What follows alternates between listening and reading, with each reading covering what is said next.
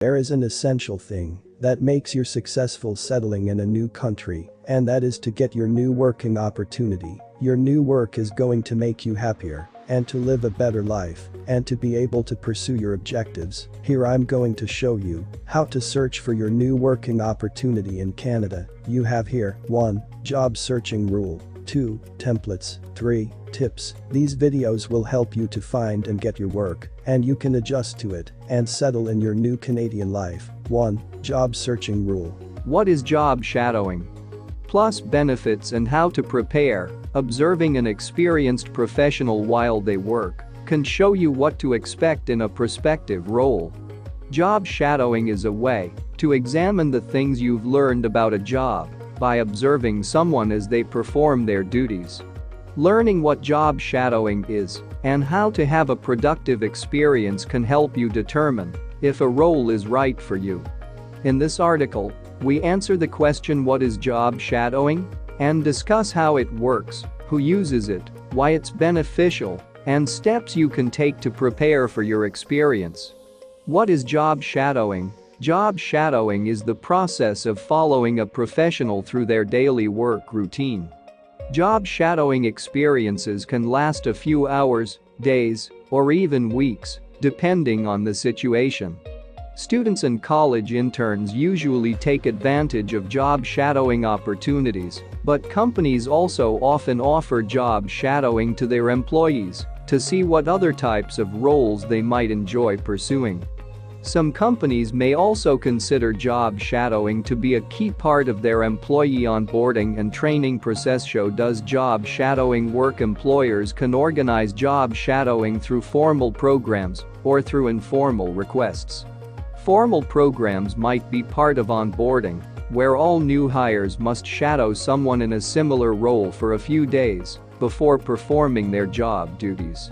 Schools may also have formal job shadowing programs for students to see what a day at a particular job is like. Guidance or advisory offices may have a list of volunteers for individuals to sign up with and shadow. Informal shadowing might be a request from an employee to shadow someone else to see what their role is like. Who uses job shadowing? Several industries use this technique to train and educate their employees or interested candidates. Healthcare. There are a lot of general procedures like safety and hygiene across the healthcare industry, but specific roles require practical training and job shadowing. Aspiring or new nurses or physicians may shadow experienced professionals to learn how to use equipment and interact with patients. Marketing. Job shadowing in marketing can help teach students or new employees about the different areas of marketing and what tasks they perform. Shadowing social media specialists, graphic designers, or brand associates can give you a detailed view of the broad industry of marketing. Finance. Finance professionals perform a lot of different tasks, like data analysis, forecasting, accounting, and researching. Shadowing accountants, analysts, investors, and auditors can show you what's required for each of these duties. Education. Educators learn a lot of theories and practices throughout their education, but shadowing can help teach what an actual classroom experience is like. When shadowing an educator, you might observe classroom management, how to teach effective lessons, and how to handle conflict. Benefits of job shadowing. There are a variety of benefits you can achieve from participating in a job shadowing experience. Review these examples to determine how you can benefit from shadowing. Jobs provides you with networking opportunities. Job shadowing helps you meet and engage with professionals in your field of interest.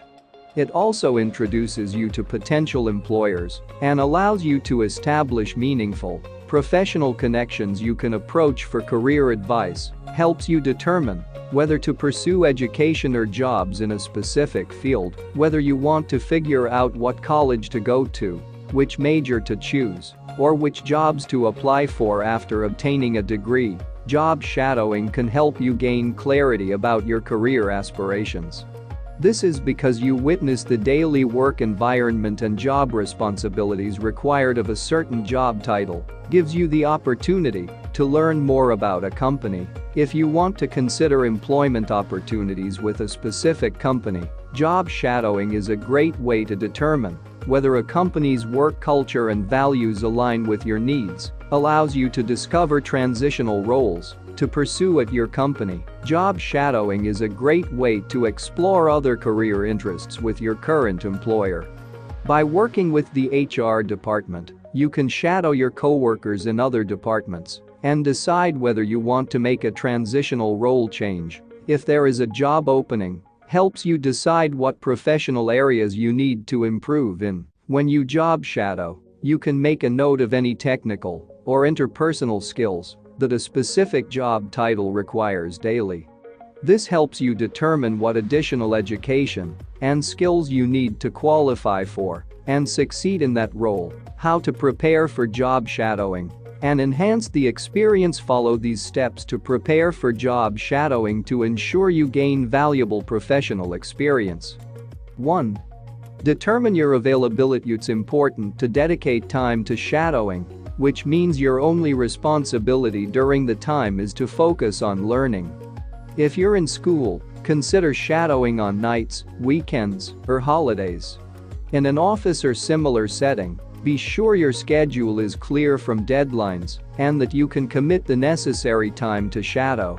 Similarly, ask about the schedule of the person you're shadowing.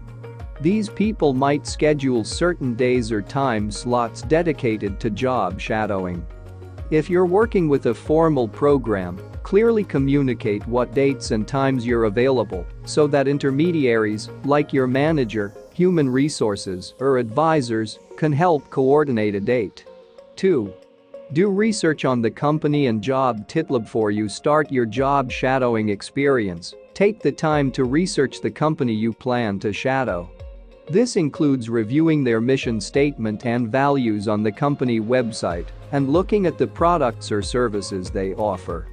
By doing company research, you can engage in meaningful conversations with employees and show how much you respect their company and the opportunity to shadow there.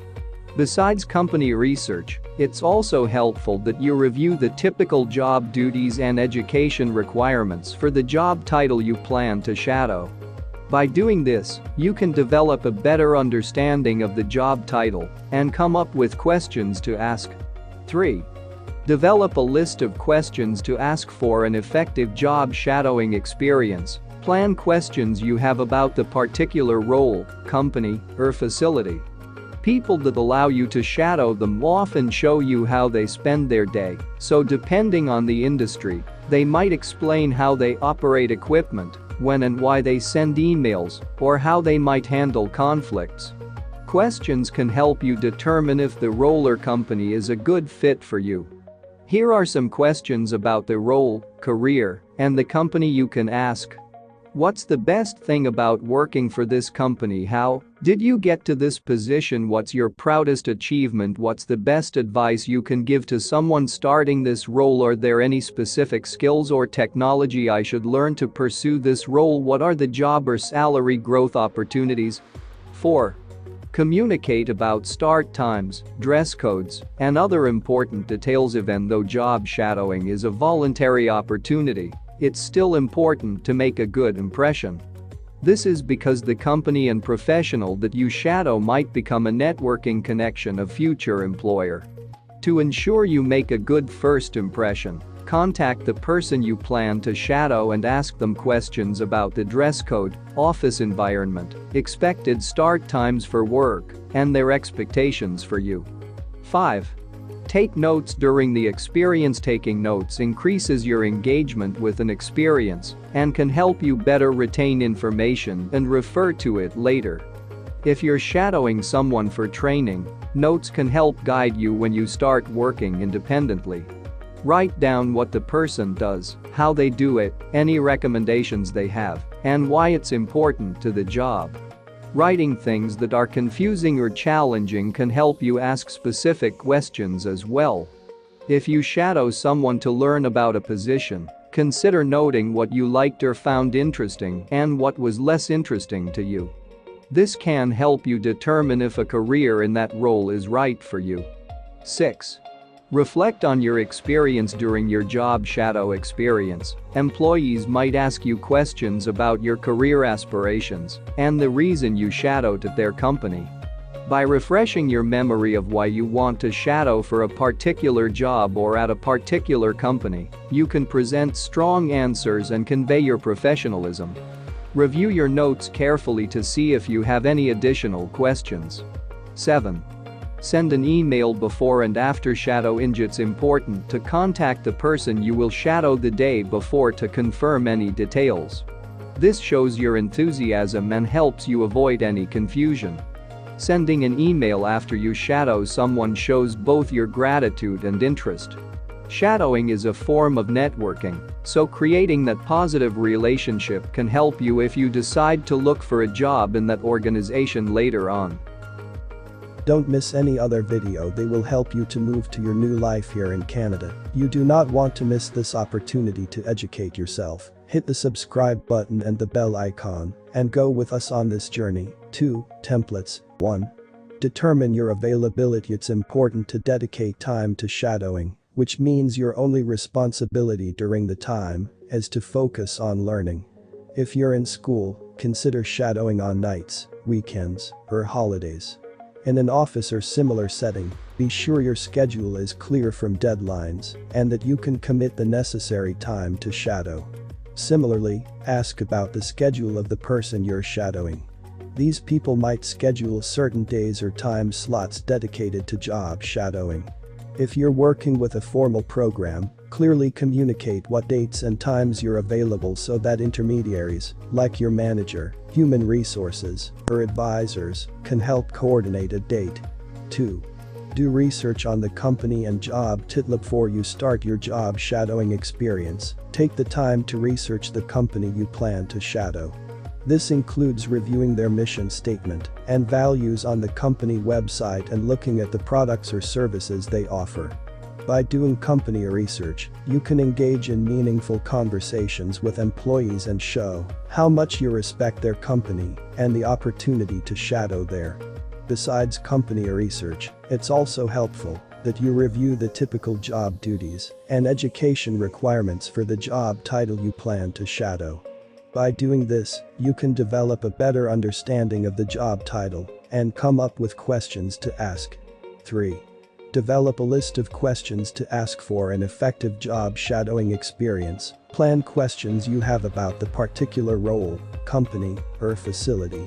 People that allow you to shadow them often show you how they spend their day, so depending on the industry, they might explain how they operate equipment, when and why they send emails, or how they might handle conflicts. Questions can help you determine if the role or company is a good fit for you. Here are some questions about the role, career, and the company you can ask. What's the best thing about working for this company? How did you get to this position? What's your proudest achievement? What's the best advice you can give to someone starting this role? Are there any specific skills or technology I should learn to pursue this role? What are the job or salary growth opportunities? 4. Communicate about start times, dress codes, and other important details of them. Though job shadowing is a voluntary opportunity, it's still important to make a good impression. This is because the company and professional that you shadow might become a networking connection of future employer. To ensure you make a good first impression, contact the person you plan to shadow and ask them questions about the dress code, office environment, expected start times for work, and their expectations for you. 5. Take notes during the experience. Taking notes increases your engagement with an experience and can help you better retain information and refer to it later. If you're shadowing someone for training, notes can help guide you when you start working independently. Write down what the person does, how they do it, any recommendations they have, and why it's important to the job. Writing things that are confusing or challenging can help you ask specific questions as well. If you shadow someone to learn about a position, consider noting what you liked or found interesting and what was less interesting to you. This can help you determine if a career in that role is right for you. 6. Reflect on your experience during your job shadow experience. Employees might ask you questions about your career aspirations and the reason you shadowed at their company. By refreshing your memory of why you want to shadow for a particular job or at a particular company, you can present strong answers and convey your professionalism. Review your notes carefully to see if you have any additional questions. 7. Send an email before and after shadowing. It's important to contact the person you will shadow the day before to confirm any details. This shows your enthusiasm and helps you avoid any confusion. Sending an email after you shadow someone shows both your gratitude and interest. Shadowing is a form of networking, so creating that positive relationship can help you if you decide to look for a job in that organization later on. Get all the videos and you can increase your knowledge on how to contact your future employer in Canada, how to write a nice resume and cover letter or search for nice work. 3. Tips, free tips. When to use please find my resume attached. There are several common situations in which you might use this phrase to point out your resume in an email. In each circumstance, it's important to know why you would choose this phrase and how to use it properly. Here are some examples for when you might use it. When submitting a cover letter, the first occasion you might use this phrase is when you're submitting a copy of your cover letter to a hiring manager or recruiter. Mentioning your resume in your cover letter is a way of making sure your reader does not accidentally overlook or discard any additional documents you included with your submission. In the case of positions that might require a portfolio, it also draws attention to the fact that you dedicated time and effort to compile a comprehensive, multi-page portfolio that provides a detailed overview of your skills and experience. Mentioning that you attached your resume also encourages your reader to consider both your cover letter and resume together, which grants them a more complete understanding of who you are as an individual and as a professional. Your cover letter and your resume both play an equally important role in earning you a job offer, so it's crucial that you provide both when inquiring after a job opening. When applying for a job by email, another opportunity to use this phrase is when you're applying for a job online or by email. In most situations, this involves sending a professional email to a company's hiring manager or head of human resources. The body of the email can consist of 1 or 2 brief but informative paragraphs introducing you to the reader and directing their attention to the documents that you've attached. Telling your reader that you attached your resume helps ensure that they notice and read your resume before making a decision regarding your qualifications. When hiring managers are busy or pressed for the time, it can be easy for them to accidentally overlook attachments when scanning incoming emails. Therefore, instead of assuming that they will notice your attached resume, it's a good idea to include a simple sentence that politely invites them to open the file. When responding to an invitation to interview, when you receive an interview invitation by email, it's a good idea to attach a digital copy of your resume to your reply. In many cases, several days or weeks may have passed since the hiring manager last saw your resume, and it can be helpful for you to provide an updated copy. Attaching your resume also ensures that your interviewer has a current version of your resume to help them prepare for the interview. In this situation, be sure to mention that you're attaching the most current version of your resume and that you did so for the interviewer's convenience or to ensure they have an up-to-date copy.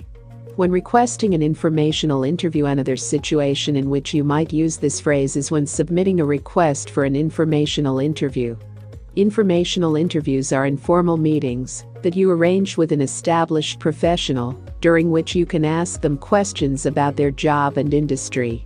The purpose of an informational interview is to gain valuable insight into a potential work environment and to broaden your professional network.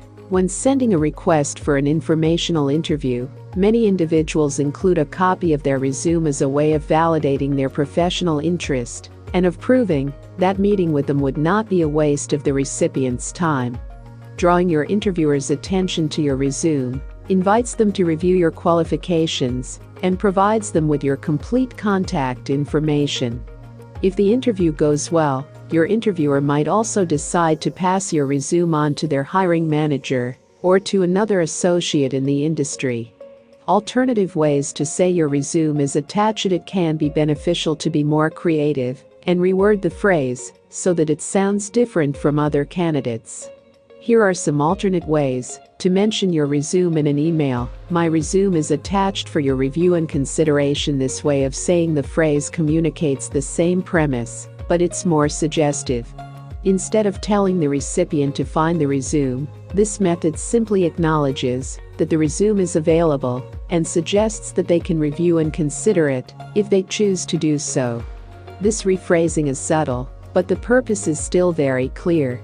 Please take a look at the attached resume and let me know if you have any questions. This way of saying the phrase adds a bit more politeness.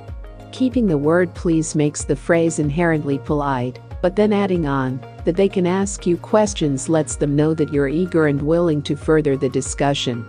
This could encourage the recipient to be more proactive in reaching out to you. The resume you requested is attached to this email. This way of saying the phrase is very straightforward. While it conveys the same intent, it does so in a much more matter-of-fact manner and keeps it fairly formal. It also infers that the recipients asked for you to send them your resume, showing that you can follow directions. Now that you have some examples and tips here, you are better prepared to join us and write your story. Ask whatever you want in the comments and we will do our best to answer you. I will be in your next video. Bye for now.